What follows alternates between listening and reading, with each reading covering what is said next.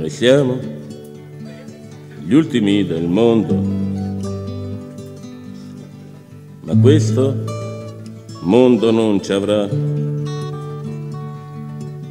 Noi lo distruggeremo a fondo, spezzeremo la società. Nelle fabbriche il capitale come macchine ci usò, nelle sue scuole la morale di chi comanda ci insegnò. Questo pugno che sale, questo canto che va, è l'Internacional.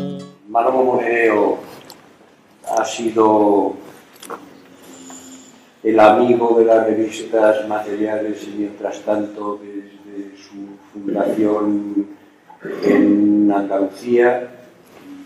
Seguro que le conocéis todos como uno de los fundadores de Izquierda Unida, miembro activo de la dirección de Izquierda Unida durante muchos años. Manolo. Sí. Yo agradezco mucho esta invitación, al menos por dos razones. Una, porque me permite releer, seguir pensando, como he hecho casi toda mi vida, la política de Manolo. Y por otro lado, porque me permite estar con amigos de toda la vida también, con los que siempre he estado juntos, con los que siempre hemos trabajado conjuntamente y que seguimos en lo que siempre hemos estado, en esta dura y terrible tarea de transformar esta mierda de mundo por otra cosa más digna, donde los seres humanos puedan vivir. Esto del sacristanismo y de los sacristanistas, una época en que se dijo hasta con cierta maldad política, ¿no? Pero hay que decir que yo siempre me he sentido parte de esta tribu, porque a mí lo que Manolo me hizo fundamentalmente es enseñarme a pensar como comunista. Mi comunismo se transforma cuando me junto con Manolo, y Manolo me enseña dos cosas fundamentalmente. La primera, la fidelidad al ideario, y por otro lado, Manolo me enseña un marxismo abierto y problemático que luego la vida demostró que era muy productivo para pensar el mundo desde la perspectiva de su transformación socialista.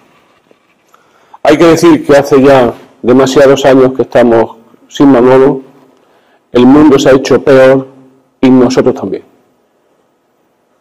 Y nosotros también.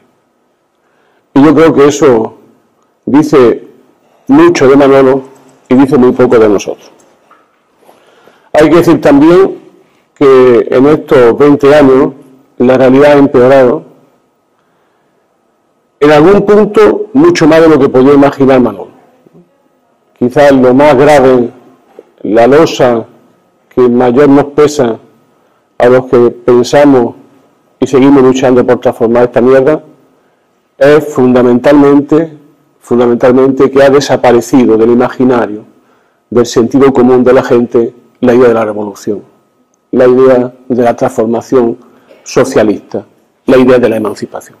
Yo creo que la derrota más grave, la derrota más dura, seguramente ha sido esa, de que hoy nos cuesta enormemente, un trabajo enorme, poder seguir luchando con gente que han llegado a la conclusión de que no hay más cera que la que arde y que este mundo no tiene alternativa. El síndrome Tina se ha ido convirtiendo en sentido común, ha destrozado un imaginario y ha hecho muy felices, como siempre, a los poderosos. Nancy Faeser decía que vivimos en una extraña condición, que es la condición postsocialista, y esta condición postsocialista nos sigue pesando enormemente, mucho más de lo que pudiera pensar Manolo en su momento. He dicho antes que Manolo era fundamentalmente para mí, y me interesa remarcarlo especialmente para mí, un hombre y un revolucionario. Manolo iba en esto también en serio. Cuando muchas veces se habla de los comunistas y del comunismo, confundiendo muchos comunismos, porque siempre ha habido muchos, y a muchos comunistas en distintos lugares de este mundo, hay que olvidar, no hay nunca que olvidar, que Manolo, esto de la transformación socialista de la sociedad, se lo creyó y optó. Peter Grau suele decir siempre que su elección comunista fue una apuesta de vida. Manolo tuvo siempre una apuesta de vida. Y ser comunista en los años 50, como también lo fue en los 60, eso significaba muchas cosas que él siguió con esas muchas cosas hasta el final. Significaba una apuesta de vida, es que la centralidad de tu vida era la transformación de la sociedad. Y que a eso se subordinaba todo lo demás, desde la vida académica, el estudio, hasta la familia, hasta la vida privada. Y esa subordinación se daba en un contexto donde el miedo, la tortura, la represión de tanto demócrata de mierda que hay en este país se cebaba fundamentalmente con los comunistas. Y esto nunca se debe olvidar. Ayer Celio Vejero decía que Manolo nunca decía esa frase de que los comunistas somos muertos de permiso. Y llevaba razón. Manolo era siempre muy autocontenido. Y esas cosas no las decía. Pero era parte de un movimiento histórico que le llevó a Julio Fusi, cuando dijo esa frase en las memorias debajo de la horca, a ser fusilado al otro día por los nazis en Checoslovaquia. Por tanto, cuando se habla de comunistas y de historia y de Manolo y de su cultura política, hay que hablarla fundamentalmente desde esa pasión justiciera y revolucionaria que siempre tuvo con él, a la que dedicó su vida.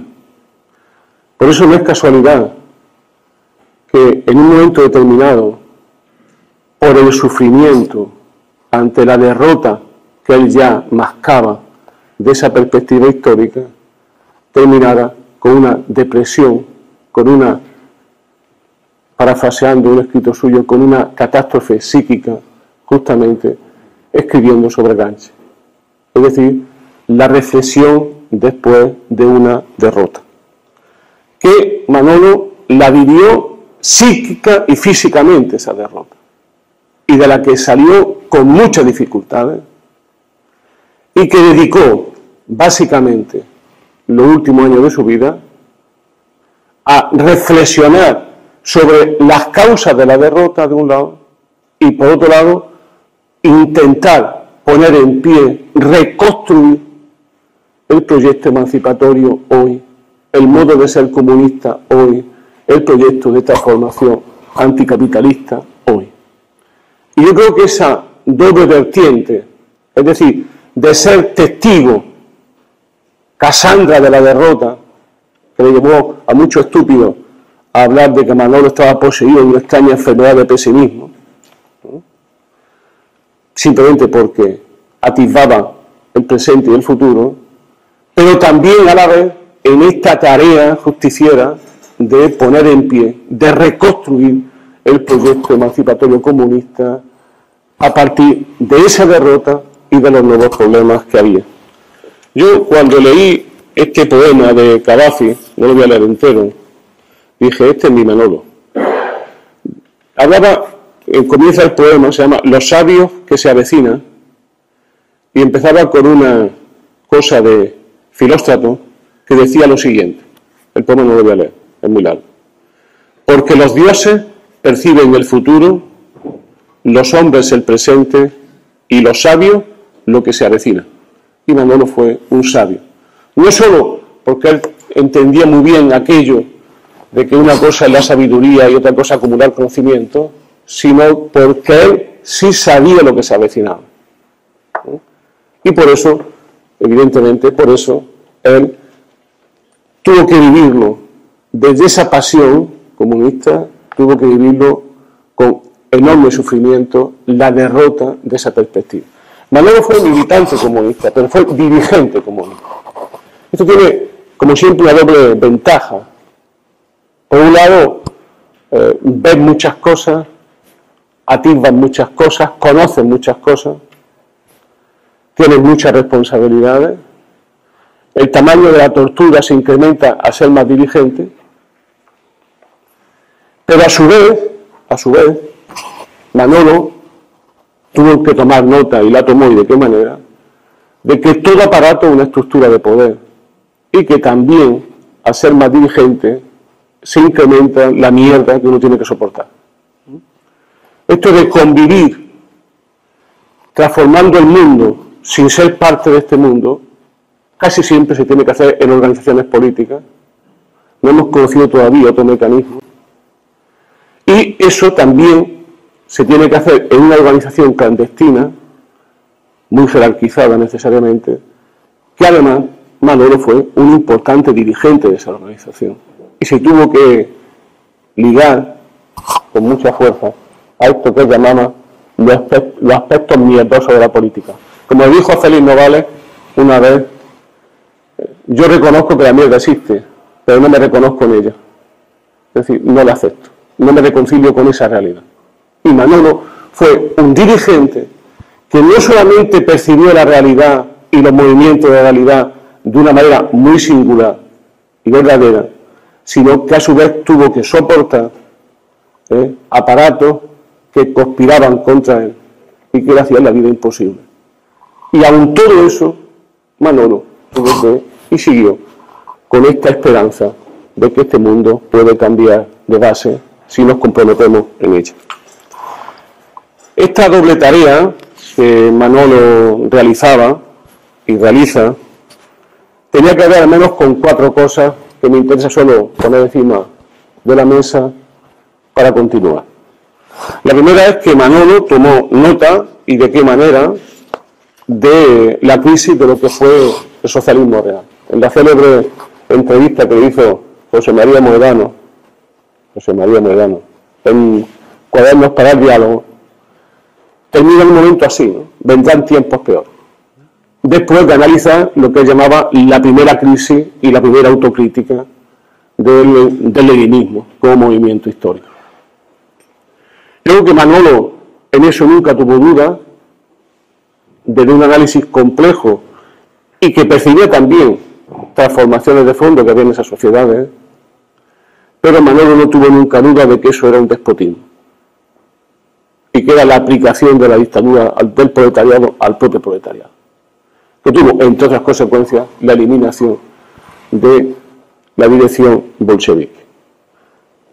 Evidentemente, eso le obligó a Manolo también, la experiencia de análisis de lo que fue el socialismo real, le obliga también a una reflexión de fondo sobre las condiciones, sobre las transiciones y sobre los fundamentos de una sociedad alternativa. Siempre lo tuvo presente. La segunda cuestión que Manolo reflexionó era, y lo vi muy rápidamente, y se vio donde mejor se veía, era en su conferencia sobre el comunismo, su célebre conferencia. Yo estuve allí, quiero contar una anécdota, porque Manolo siempre pensó que el comunismo tenía un aspecto religioso, lo decía, no negativo, de religión popular, que cuando Manolo, en una sala llenísima de gente, al lado estaba José Ramonega y Luis Crespo explicando la maravilla del comunismo, y en la otra sala estábamos con Tony y con Manolo explicando los problemas del marxismo, y Manolo hizo la conferencia sobre el comunismo. Y fijaros las cosas que contaba Manolo, que había en esa reunión, en esa conferencia, una dirigente del Partido Comunista de Málaga, ¿no? Una mujer muy interesante, ¿no? Y cuando terminó Manolo de decirle aquellas cosas que decía sobre el comunismo, esta chica se echó a llorar y fue a hablar con Manolo y dijo: Manolo, ¿por qué no haces esta putada? Si resulta que esto del comunismo nos va a salvar en la nueva posibilidad del socialismo en Europa, y tú vienes aquí diciendo que de eso nada, que es puro reformismo y que lo que tiene de racionalidad es un repliegue organizado. Esto no puede ser, tú no puedes decir estas cosas, ¿no? Entonces, esta compañera llorosa que fue a buscar a Manolo a decirle: oye, ¿por qué no hace esta putada a los comunistas? Cuando terminó, y era muy típico del carácter de Manolo, dijo Manolo: bueno, es que yo voy a dejar de hablar, ¿no? Porque no puedo decir lo que pienso, y cuando digo lo que pienso, a gente buena le hago llorar, a gente buena le amargo la vida. Y yo creo que en esa conferencia, que también había que señalar el contexto, en un momento donde había mucha gente, no voy a citarlos para que hablaban de que el socialismo volvía a Europa, que había la posibilidad de transformar el socialismo, que íbamos en una onda positiva de que por fin la revolución llegaba a Europa, la revolución en Occidente. Manolo, de golpe y porrazo, nos dice que esto no es así y que lo que tenemos es que organizar un repliegue ante una realidad que vendrá en su lado peor. Yo creo que Manolo fue muy fino a la hora de analizar eso y captó muy bien movimientos de fondo. Y creo que uno de ellos era doble, ¿no? Y paradójico, ¿no? Uno apareció muy rápido, ¿no? Que es la pérdida de esperanza organizada. Es decir, los de abajo empezaron a perder la esperanza de que esto tuviese continuidad y que el cambio social y la transformación fuese posible. Y la otra, una paradoja que fue apareciendo y que a Manolo indignaba, le terminó indignando, era que la perspectiva marxista desaparece en un momento que se da una crisis descomunal del propio capitalismo y del sistema y se convierte en civilizatoria, ¿no? Esta contradicción a Manolo, al final la constataba, pero al final le indignaba. ¿Pero cómo es posible? Yo creo que eso tenía mucho que ver con alguna otra reflexión que no hemos ido enterando sobre toda esta historia y lo intelectual en general y lo académico en particular que dejo a un lado. Luego, ya se ha dicho, no voy a entrar mucho más, los nuevos temas. Es decir, Manolo rápidamente atisbó con mucha fuerza no solo la presencia de nuevos temas, sino hasta qué punto la presencia de esos nuevos temas venían a cuestionar el ideal emancipatorio. Es decir, hasta qué punto era necesaria una rectificación, una reformulación, una refundación del proyecto emancipatorio en función de estos temas. Y básicamente había tres, ¿no? Que aquí se han dicho, ¿no? Por un lado, la crisis ecológica, ligado, y yo creo que lo ligaba muy bien, a la cuestión feminista, y por último, la cuestión de lo que podemos llamar el pacifismo revolucionario, ¿no? Esta idea de hacer balance entre la estrategia cuya cabeza podía ser Lenin con la estrategia cuya representación más notable podía ser Gandhi. El jugar con esa doble perspectiva de dos derrotas, porque eran dos derrotas, pero desde ahí recuperar valores de fondo y perspectiva. Y había una última cuestión que creo que también se daba y que creo que la fórmula quizá la diese en esos momentos Pasolini, ¿no? Que era lo que vio Manolo también de mutación antropológica en el ser humano que vivía en esta sociedad. Es decir, no solamente se estaban produciendo transformaciones sociales, económicas, profundas, sino que mutaba también el ser humano. El ser humano, si es un centro de ayudamiento, también tiene que sufrir transformaciones en un momento de ofensiva del capital, de mercantilización del modo de vida, del imaginario que el capitalismo ponía en pie. La norteamericanización seguramente de la vida pública que estamos viviendo no solamente sea una cuestión meramente política, sino que debe de tener algo, un trasfondo más cultural, más de fondo, en una sociedad cada vez más lejana que estamos viviendo. Por último, voy terminando. Yo creo que Manolo situaba 4 temas de fondo que de alguna forma daban una perspectiva nueva al proyecto emancipatorio. La primera era el cambio de punto de vista. Yo creo que eso es muy evidente, muy profundo en Manolo. Manolo era, como siempre, que tomaba ideas, la estudiaba de todos los lados, ¿no? Nunca se quedaba sin más en ella, ¿no?, como una ocurrencia, sino que la analizaba profundamente. Y veía que en la estrategia revolucionaria del socialismo, entendiendo el socialismo todo lo que viene de la Primera Internacional, había algo que no podía mantenerse con los datos nuevos de la realidad. Es decir, era este impulso irrazonable dialéctico de la negación, que para decirlo burdamente, era que del mal podría salir el bien. Es decir, la idea de que acentuando los males, al final podría surgir una alternativa verdadera, ¿no? Yo creo que Manolo se dio cuenta que eso no era factible y que había que cambiar de punto de vista, ¿no? La idea del mesotés, la idea del equilibrio, de una nueva concepción, ¿no?, filosófico-política de fondo, metacientífica. Yo creo que Manolo lo enhebró muy bien ese discurso, partiendo de un dato, que eso tradicionalmente había sido un cierto fundamento de reformismo político.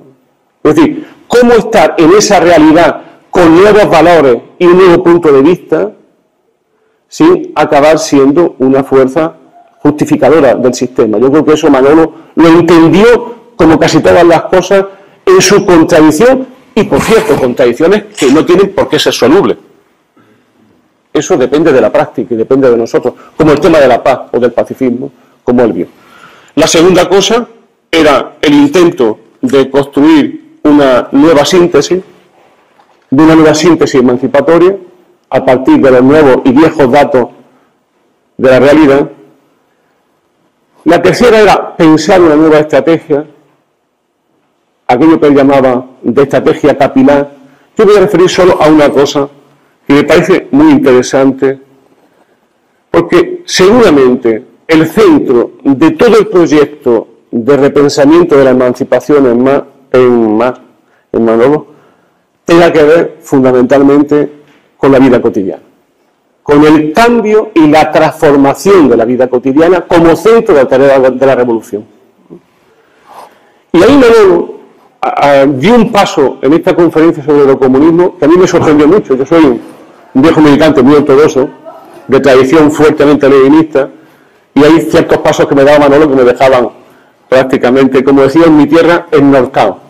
Y uno fue este, ¿sí?, que fue esta idea de que al clásico doble instrumental del socialismo histórico, el partido y el sindicato, apareció luego el movimiento social, él le añadió práctica y forma de comunidad alternativa.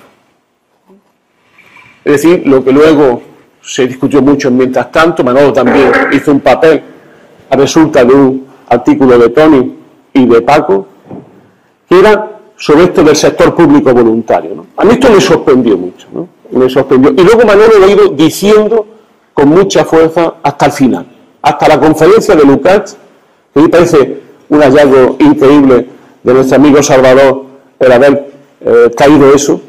Ayer hablaba con Miguel Riera, digo por aquello de la dialéctica, tenía que hacer un poquito la pelota a Miguel Riera, le decía al editor, me decía ayer, comentando el libro este de las 6 conferencias, que parecía escrito ayer. Eso que lo digo el editor, que no va a vender creo muchos libros, tiene cierto mérito. Pero fundamentalmente, lo que más me interesaba a mí de ahí era cómo juega con algo que ya se lo habíamos oído, sobre la conexión entre emancipación y religión, como religión popular, que está en la entrevista con Leo Kofler y que está luego sobre todo con Arendorf y en la parte de síntesis final, esa conexión y esto de crear prácticas sociales alternativas. Yo creo que eso era tremendamente importante. Es decir, esta idea, ¿por qué? Porque en esta mutación antropológica que estamos viviendo, y que le llamamos a todo eso globalización neoliberal y demás cosas, lo que se está produciendo es, por un lado, una disolución de todas las identidades sociales. Pero esa disolución de todas las identidades sociales, por el propio lógica del sistema, no genera una identidad nueva, genera un caos. no genera, es decir, el sistema no acaba generando identidades mayúsculas, consistentes. Y eso hace que se esté creando un vacío, un bloqueo, que yo creo que se puede hasta vivir psicológicamente, donde o hacemos que haya un reencuentro entre lo prepolítico y lo político, con fórmulas nuevas de sociabilidad comunitaria. Yo algunas veces lo digo un poco salvajemente, el retorno al kibutz, ¿no? Es decir, el esfuerzo por encontrar nuevas prácticas sociales que generen orden, repito, orden, que generen comunidad, que generen fraternidad, que generen virtudes. Sin eso, hoy la izquierda creo que en este marco civilizatorio tiene poco que hacer. Yo creo que Manolo vio esto bien, que era muy típico de lo que se llama el socialismo utópico, la construcción de falasterios, para entendernos, y me dio la sensación, se lo he consultado a Salvador, me dice que no de que eso tenía mucho que ver con la admiración que sentía Manolo por un filósofo judío, que a mí me la transmitió él, que era Martin Buber. Y Martin Buber, justamente, era uno de los teóricos que con más fuerza planteó la necesidad de construir otra subjetividad. Al fin y al cabo, la hegemonía no es eso. Otra subjetividad generando otras prácticas sociales y comunitarias. Y como estoy poniendo trascendente en estos temas que siempre tienen que ver con cosas que nunca hagamos los marxistas, ¿no?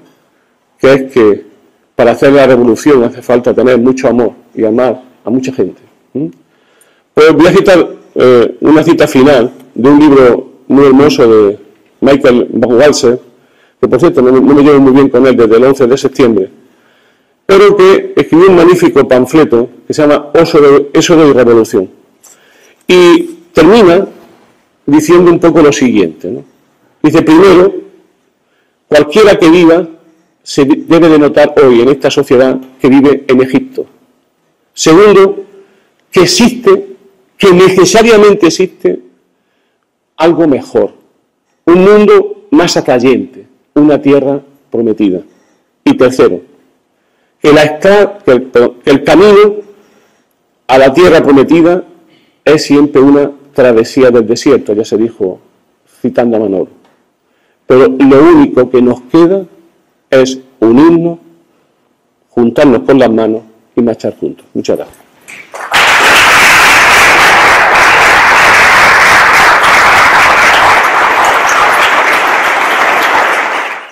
Noi siamo gli ultimi del mondo, ma questo mondo non ci avrà. Noi lo distruggeremo a fondo, spezzeremo la società, nelle fabbriche il capitale come macchine ci usò, nelle sue scuole la morale di chi comanda ci insegnò. Questo pugno che sale, questo canto che va, è l'internazionale, un'altra umanità. Questa lotta che è uguale, l'uomo all'uomo farà, è l'internazionale, fu vinta e vincerà. Franco Fortini, 1968, 1971, 1990, e questa è l'ultima versione, 1994.